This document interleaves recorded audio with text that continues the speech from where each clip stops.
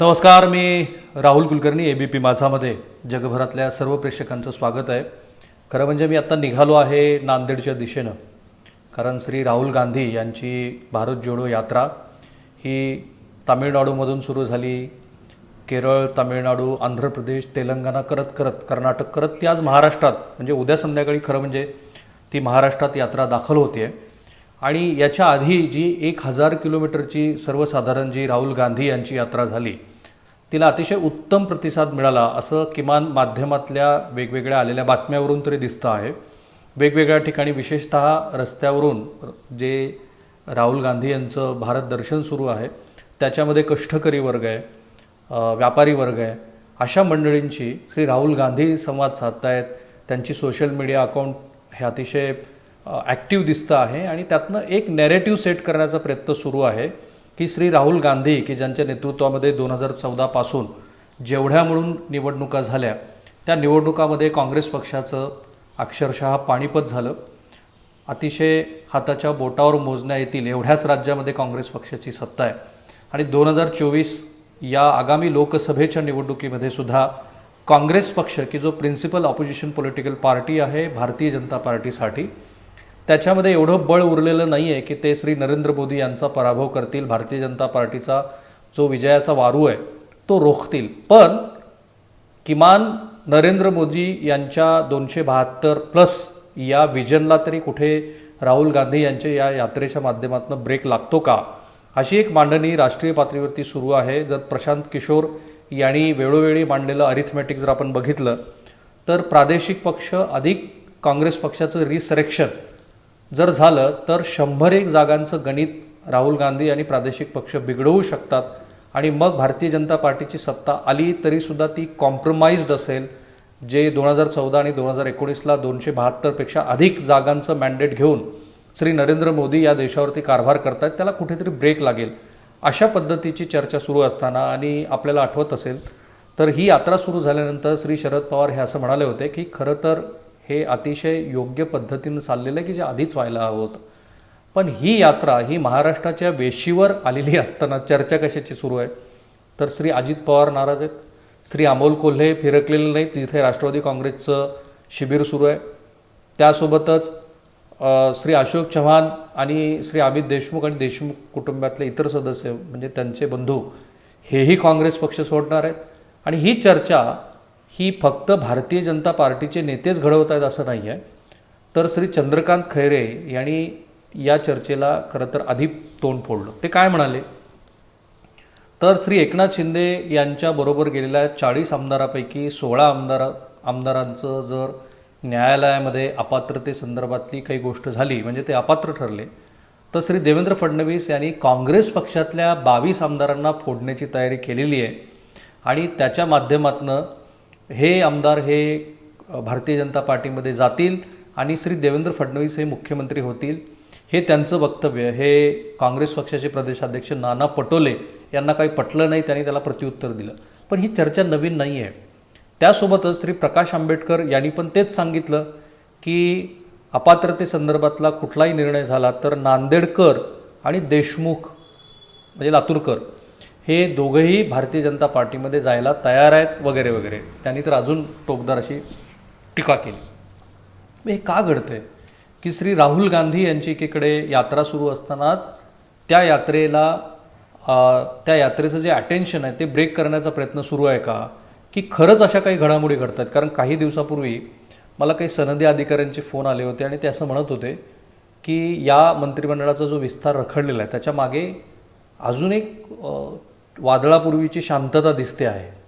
ती शांतता अशी असू शकते की 2पैकी एका काँग्रेसमध्ये मोठी फूट पाडली जाईल आणि श्री देवेंद्र फडणवीस यांच्याकडे जी 6 महत्त्वाची खाती आहेत त्यापैकी काही महत्त्वाची खाती ही नव्यानं या पक्षामध्ये येऊ घातलेल्या काँग्रेस किंवा राष्ट्रवादी काँग्रेसच्या मंडळींना दिली जातील आणि हे सरकार स्थिर केलं जाईल. आणि त्यानंतरच्या बऱ्याच गोष्टी ते सांगत होते. आता ह्या सगळ्याची चर्चा गेल्या अनेक दिवसापासून सुरू असताना एकीकडे राष्ट्रवादी काँग्रेसमध्ये काय सुरू झालं आहे बघा. आणि मला फार वेगळं विश्लेषणसुद्धा करायची गरज नाही. माध्यमामध्ये आज आलेली बातमी 2 माध्यमातल्या वाचून दाखवल्या तरी आपल्या असं लक्षात येईल की बरंच काही घडतं आहे. आणि मग काही घटनाक्रम आपण सांगू. दिव्य मराठीचा बथळाच असा आहे की राष्ट्रवादी फुटीची चर्चा आणि पवार रुग्णालयातून शिर्डीत अजितदादासह कोल्हेंनी फिरवली पाठ. गेल्या 3 दिवसापासून श्री शरद पवार यांच्या शरीरामध्ये न्यूमोनियाची बाधा झाल्यामुळे ते ब्रीच कँडी रुग्णालयामध्ये उपचार घेत आहेत. त्यांची अशी अवस्था होती की सुरुवातीला त्यांना परवाच्या दिवशी 10 वाजता डिस्चार्ज दिला जाणार होता, पण त्यांना तो मिळाला नाही. मग ते काल डिस्चार्ज घेऊन, कारण माझ्या मते Sharad Pawar is among the असे राजकारणी आहेत की ज्यांच्याकडनं तुम्हाला त्यांची आयडियोलॉजी पटो किंवा न पटो पण शिकण्यासारख्या खूप गोष्टी आहेत. ते जे फायटिंग स्पिरिट आहे ते फायटिंग स्पिरिट त्यांनी पुन्हा दाखवलं. पण माध्यमांनी त्याचं जे विश्लेषण केलं ते असं की गेल्या 3 दिवसापासून मुंबईतील ब्रीच कँडी रुग्णालयात उपचार घेणारे राष्ट्रवादी काँग्रेसचे सर्वेसर्वा शरद पवार यांनी शनिवारी शिर्डीतील राष्ट्रवादी काँग्रेसच्या मंथन शिबिराला हजेरी लावून कार्यकर्त्यांचा उत्साह वाढवण्याचा प्रयत्न केला. मात्र याच वेळी विरोधी पक्षनेते अजित पवार आणि खासदार डॉक्टर अमोल कोल्हे यांच्या अनुपस्थितीनं दोघे नाराज असल्याची पुन्हा चर्चा रंगली. म्हणजे याचा संबंध कसा जोडला गेला तर श्री शरद पवार हे राष्ट्रीय कार्यकारिणीच्या बैठकीसाठी दिल्लीत असताना श्री अजित पवार यांनी भाषण केलं नव्हतं. त्याही वेळेला खूप सारवासारव राष्ट्रवादी काँग्रेसकडनं करण्यात आली की ते शौचासाठी गेलेले होते आणि तिथून ते परत येईपर्यंत तो वेळ निघून गेला. पण ही वस्तुस्थिती आहे की श्री अजित पवार यांनी त्या राष्ट्रीय कार्यकारिणीमध्ये भाषण केलं नाही. आणि काल पण नंतर जो खुलासा आला की जो अजिबात पटण्यासारखा नाही की त्यांच्या आजोळी एक कौटुंबिक कार्यक्रम होता आणि त्या कौटुंबिक कार्यक्रमासाठी ते गैरहजर राहिले. पण दुसरीकडे राष्ट्रवादी काँग्रेसच्या या महत्त्वाच्या शिबिराला श्री अजित पवार का गैरहजर राहिले याचं जे लोकसत्ता दैनिकानं केलेलं विश्लेषण आहे ते अधिक पटण्यासारखं आहे. कारण ते अजित पवार यांच्या स्वभावाला अनुसरूनच आहे. त्याच्यामध्ये असं म्हटलं आहे त्यांनी की श्री अजित पवार हे का गैरहजर राहिले तर त्याच्यामध्ये मुख्यत्वे श्री अजित पवार यांनी या शिबिराचा ज्या कारणासाठी म्हणून हे शिबिर आयोजित करण्यात आलेलं होतं त्याच्यामध्ये मुख्यत्वे शेतकऱ्यांचे प्रश्न आणि संघटनेच्या संदर्भातल्या गोष्टी याची चर्चा होणं अपेक्षित असताना ज्या पद्धतीचं हे शिबिर आयोजित करण्यात आलेलं होतं त्या शिबिराच्या आयोजनाबद्दलच श्री अजित पवार नाराज होते आणि त्यामुळं ते शिबिर सोडून गेले, अशा पद्धतीचं लोकसत्ताचं विश्लेषण आहे. राष्ट्रवादी काँग्रेसने शिर्डीत आयोजित केलेल्या मंथन शिबिराच्या समारोपाच्या दिवशी विरोधी पक्षनेते अजित पवार अनुपस्थित राहिल्याने पुन्हा एकदा ते नाराज असल्याची चर्चा कार्यकर्त्यांमध्ये दबक्या आवाजात सुरू आहे. शुक्रवारी रात्रीपासूनच ते शिबिरस्थळी दिसले नसल्याचं सांगितलं जातं. यापूर्वीसुद्धा राष्ट्रवादीच्या दिल्लीतील राष्ट्रीय अधिवेशनातही त्यांनी कार्यक्रमाचे व्यासपीठ सोडले होते. आणि मग त्याच्यामध्ये जे लोकसत्ताचं विश्लेषण आहे त्याच्यामध्ये त्यांनी असं सांगितलं आहे की श्री अजित पवार हे या कारणासाठी नाराज आहेत की त्यांना ज्या पद्धतीनं राष्ट्रवादीच्या शिबिर समारोपाला अजित पवार गैरहजर, नाराजीच्या चर्चांना पुन्हा उधाण. राष्ट्रवादी काँग्रेस पक्षाने शिर्डी येथे आयोजित केलेल्या 2 दिवसीय मंथन शिबिराच्या समारोपाच्या संपूर्ण दिवसभर विरोधी पक्षनेते अजित पवार यांच्या अनुपस्थितीची चर्चा राहिली. पण ती का राहिली तर काल उद्घाटनाच्या सत्रापासून शिबिरस्थळी सक्रिय असणारे अजित पवार आज मात्र म्हणजे काल दिवसभर ते दिसलेच नाहीत. विशेष म्हणजे गेले काही दिवस आजारी असलेले श्री शरद पवार, आणि हेच कॉन्ट्रास्ट आहे की त्यांच्या आजोळी असलेल्या कार्यक्रमासाठी श्री अजित पवार गेले, पण गेली अनेक दिवस आजारी असलेले श्री शरद पवार हे मात्र तिथे आले. श्री शरद पवार हे उपस्थित असताना अजित पवार त्याचवेळी शिबिरास्थळी अनुपस्थित राहिली. ही चर्चा मोठ्या प्रमाणात होऊ लागल्यानंतर प्रदेशाध्यक्ष जयंत पाटील यांनी प्रसारमाध्यमांनी गैरसमज पसरवू नये, अजित पवार शिबिर सोडून त्यांच्या आजोळी गेले असल्याचं स्पष्टीकरण दिलं. तर ते का नाराज आहेत तर लोकसत्ताच्या मते अजित पवार कालपासून अस्वस्थ होते. हे शिबिर विचार मंथन, संकटात सापडलेल्या शेतकरी कष्टकरी यांना आधार देण्यासाठी, राज्यापुढील आव्हानाचा वेध घेण्यासाठी असे जाहीर केलेले असताना शिबिराला एखाद्या सोहळ्याचं आलेलं रूप यावरून ते नाराज आहेत, अशा पद्धतीचं विश्लेषण लोकसत्तानं केलेलं आहे. आता कितीही प्रसारमाध्यमांनी ह्या संदर्भामध्ये चुकीच्या बातम्या दिल्या, पवार कुटुंबियामध्ये सर्व काही आलबेल आहे असं श्रीमती सुप्रिया सुळे आणि राष्ट्रवादीच्या वरिष्ठ नेत्यांनी कितीही सांगितलं तरी घटनाक्रम जर आपण बघितला तर श्री अजित पवार हे नाराज आहेत आणि ते कुठल्या ना कुठल्या कारणामुळं व्यासपीठावरती श्री शरद पवार यांच्याबरोबर एकत्रित यायचं टाळतायत का असा प्रश्न पडावाची स्थिती आहे. म्हणजे तो सकाळचा झालेला शपथविधी, त्यानंतर श्री अजित पवार यांच्या घरावरती, त्यांच्या कार्यालयावरती, त्यांच्या आस्थापनावरती पडलेल्या धाडीनंतर सुद्धा जे भारतीय जनता पार्टीकडनं करण्यात आलेलं विशिष्ट असं वक्तव्य की श्री संजय राऊत यांच्यावरती धाडी पडल्या त्यावेळेला शरद पवार यांनी केंद्रीय नेत्यांची भेट घेतली, पण अजित पवार यांच्यावरती झालेल्या कारवाईच्या वेळेला मात्र ते असं काही ते करताना दिसले नाही. सो ह्या सगळ्या गोष्टी अजित पवार यांचं राष्ट्रीय कार्यकारिणीला असलेलं उपस्थित राहणं आणि काल पुन्हा शिर्डीच्या महत्त्वाच्या शिबिराला उपस्थित राहणं हा घटनाक्रमच सांगतोय की समथिंग इज देअर, की जे स्पष्टपणे कोणी बोलत नाही. बाय द वे, मधल्या काळामध्ये श्री अजित पवार इथे आल्यानंतर, उस्मानाबादला आल्यानंतर मी त्यांना मुलाखतीची विनंती केली होती, पण त्यांनी त्यांच्या डोळ्यामध्ये त्या दिवशी काहीतरी जखम झाल्याचं सांगितलं आणि त्यामुळे ती माझी वैयक्तिक संधी हुकली.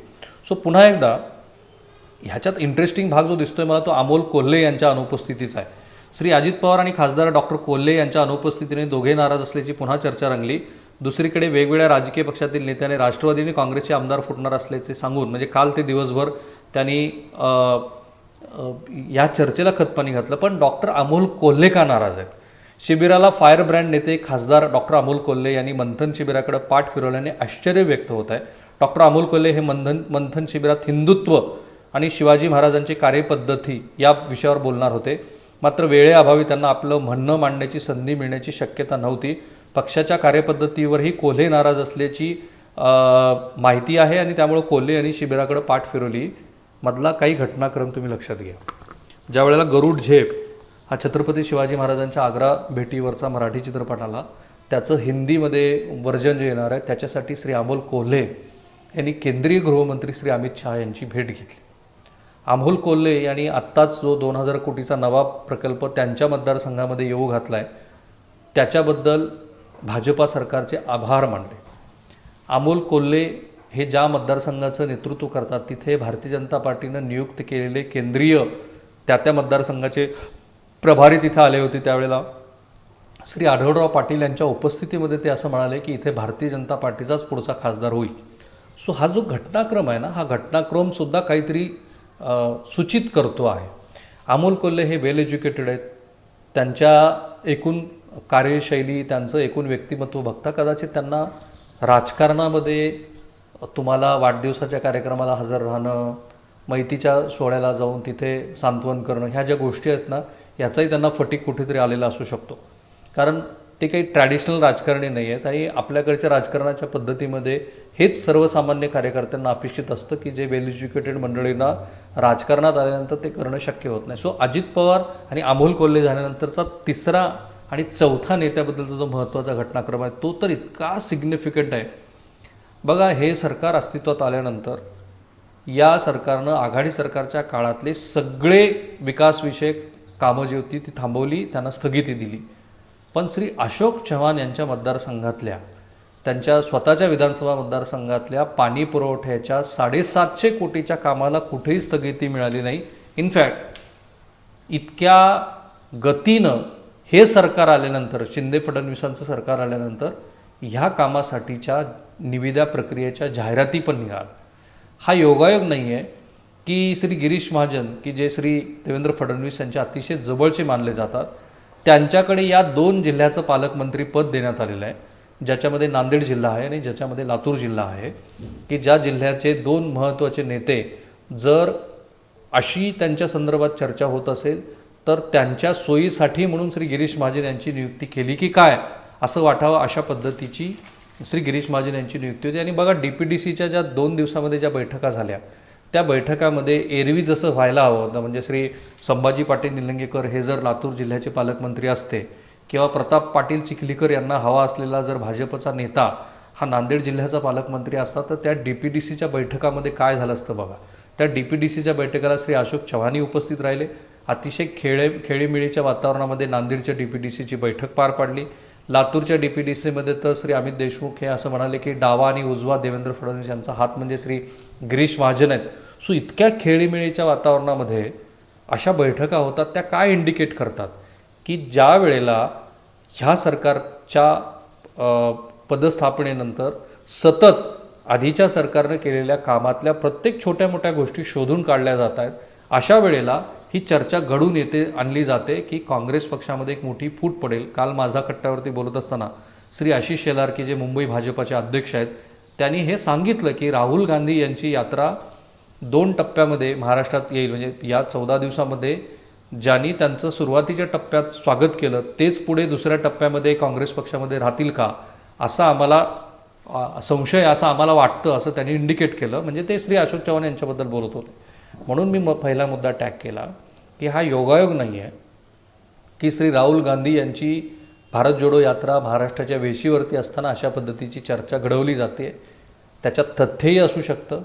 ते तथ्य जरी असलं तरी ते इतक्यात होईल का? कारण एकतर सुप्रीम कोर्टामध्ये सध्या या सरकारच्या 16 आमदारांच्या अपात्रतेबद्दलची कारवाई सुरू आहे. जे शिंदे गटातनं आलेले आमदार आहेत त्यांचंच समाधान करता करता भारतीय जनता पार्टीला बराच प्रयत्न करावा लागणार आहे. अशा वेळेला काँग्रेस पक्षातनं काही मंडळी फोडून आणणं किंवा राष्ट्रवादी काँग्रेस पक्षातनं काही आमदार फोडून पुन्हा सरकार स्थिर करणं, ह्याच्यासाठी खूप मोठी झेप भारतीय जनता पार्टीला मारावी लागेल.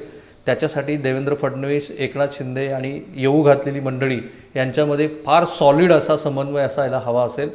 हे सगळं इतक्यात होईल असं वाटत नसताना श्री राहुल गांधी यांची यात्रा येत असताना ही चर्चा सुरू होते. याच्यातच सगळं आलं.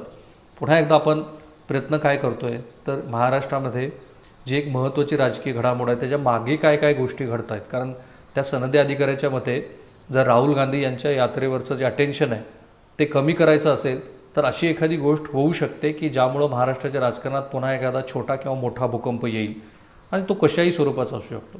तर एकीकडे भारतीय जनता पार्टीचे प्रयत्नही सुरू असताना दुसरीकडे मात्र राष्ट्रवादी काँग्रेसमध्ये आलबेल नाही आहे हे स्पष्टपणे दिसतंय. भलेही या व्हिडिओच्या कमेंट बॉक्सखाली नेहमीप्रमाणे राष्ट्रवादी काँग्रेसला मानणारे, पवार कुटुंबियावरती मनापासून प्रेम करणारे अशी मंडळी ही टीका टिप्पणी करणारच आहेत. पण जे विजिबल आहे, जे दिसतं आहे ते वास्तव आहे. थांबूया आपण इथे. आमचा हा जो प्रयत्न आहे तो तुम्हाला कसा वाटतो ते जरूर कळवा. माझं आणि ABP माझाचे जेवढे म्हणून सोशल मीडिया अकाउंट आहेत ते फॉलो करायला लागा. या राजकीय घडामोडी इतक्यात थांबणार नाहीत एवढं तर मी तुम्हाला खात्रीपूर्वक सांगू शकतो. ABP माझा, उघडा डोळे बघा नीट.